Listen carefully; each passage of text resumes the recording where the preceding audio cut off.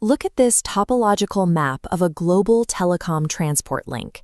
Traffic flows securely between active nodes, protected by standard encryption. But running parallel to this legitimate traffic is a silent extraction process, siphoning encrypted packets off the network and into isolated cold storage. This is the mechanics of store now, decrypt later. Adversaries are capturing encrypted data today, warehousing it with the explicit intent of decrypting it the moment fault-tolerant quantum computers become available. They are systematically targeting the legacy public key infrastructure that currently secures critical power grids, major financial clearinghouses, and government communications. The math protecting these networks is robust against classical supercomputers, but completely fragile against quantum algorithms. Because of this exfiltration, the deadline for your organization to adopt quantum-safe cryptography is not based on the hardware maturity of quantum processors. The deadline is determined by the required secrecy lifespan of the data being intercepted right now. To defend against this capability, we have to address the two distinct mathematical weapons a quantum computer deploys against cryptography: Shor's algorithm and Grover's algorithm. There is no single patch for both. This matrix categorizes the dual threat. On the left, we have Shor's algorithm. It destroys asymmetric cryptography, like RSA and elliptic curve, by solving prime factorization in polynomial time, collapsing an exponentially difficult mathematical lock into a trivial sequence of steps. On the right side, we have Grover's algorithm. Instead of breaking math equations, Grover's targets symmetric encryption and hash functions by applying a geometric reduction to an unstructured space. While Shor's algorithm causes the total systemic failure of public key cryptography, Grover's algorithm acts as an extreme accelerator for brute force attacks. It dramatically reduces the effective search space for a cryptographic key without entirely breaking the underlying cipher. Surviving Q-Day requires three distinct engineering responses: neutralizing Grover's mathematical speedup, managing the rigid physical state of new digital signatures, and abstracting network traffic away from vulnerable legacy code. We start with the threat to symmetric encryption. A brute force attack is an unstructured search problem where a computer must guess a specific cryptographic key out of n total possibilities. Grover's oracle tags the correct key inside a quantum superposition by inverting its probability amplitude. Amplitude amplification then reflects probabilities about the mean, isolating the exact key. This cuts search time from a classical linear scale, O of n, to the square root of n. For AES encryption, this cuts the effective security level in half. An AES 128-bit key, which takes 2 to the 128th operations to crack classically, drops to an insecure 64-bit effective strength against a quantum processor. The impact on hash functions is identical. The pre-image resistance of a SHA-256 hash mathematically drops to a 128-bit security level when targeted by Grover's algorithm.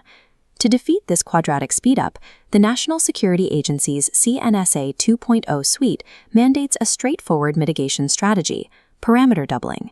Organizations must upgrade all symmetric infrastructure from 128-bit to AES 256 and increase hash outputs to SHA-384 or higher. Parameter doubling neutralizes the square root speedup entirely. Even after Grover's halves the effective strength of AES 256 to 128 bits, brute forcing the remaining space requires quantum hardware that remains physically infeasible. While symmetric encryption is solved by increasing key length, securing firmware and software signing pipelines introduces severe hardware constraints. Under CNSA 2.0, the NSA requires the immediate adoption of stateful hash-based signature schemes, specifically the latent Macaulay signature, or LMS, and XMSS, for all code signing operations. This table visualizes the first major trade-off: data bloat. Legacy RSA signatures require 512 bytes. CNSA-compliant 3-tier LMS signatures balloon to over 4,300 bytes. In enterprise server environments, that size difference is negligible. But for memory-constrained IoT devices, smart cards, and embedded hardware, allocating storage requires significant re-engineering. These new schemes are stateful, constructed from a pool of one-time signatures. Every time software is signed, the state counter ticks forward, permanently exhausting one signature slot. Accidentally reusing an exhausted slot catastrophically compromises the math behind the entire signature scheme. Because of this vulnerability, NIST dictates that stateful key generation and signing must execute strictly within the physical boundaries of a FIPS 140 Level 3 hardware security module. Furthermore, the hardware itself must physically block the export or cloning of private keying material. You cannot perform offline backups or build redundant hot swappable HSMs, because cloning a key creates the risk of two machines accidentally burning the same one-time signature. Post-quantum code signing is an architecture problem. Securing the pipeline requires pre-generating enough keying material to last the lifetime of the product, distributed across a non-exportable hardware cache to ensure uptime. Securing the network transport layer presents a different challenge, recently demonstrated in live production environments by Tier 1 telecom operators like SoftBank, utilizing Q-Secure platforms. Telecom providers operate on decades of legacy infrastructure. Refactoring millions of lines of proprietary application code to execute new algorithms is operationally impossible. The bypass is a cryptographic service mesh. A legacy application generates generated traffic, which is intercepted by a network proxy. The proxy terminates the connection, upgrades the payload into a quantum-resistant TLS 1.3 tunnel, and routes it across the wider telecom core. This tunnel relies on hybrid mode key exchange. It concurrently runs classical elliptical curve cryptography, paired directly with a lattice-based post-quantum algorithm, such as MLChem 768. Deploying this software-based mesh allows global networks to achieve quantum resistance immediately, bypassing the massive financial and logistical costs of replacing physical infrastructure with quantum key distribution hardware. Hybrid mode is the optimal path for live networks. It provides immediate cryptographic defense against store now, decrete later exfiltration, while the classical ECC layer ensures the connection retains its proven compliance certifications. True post-quantum readiness is an architectural philosophy of continuous crypto agility. It is the ability to adapt your infrastructure without breaking it. At the symmetric encryption layer, agility means executing parameter doubling to AES 256, nullifying Grover's amplitude amplification through sheer physical scale.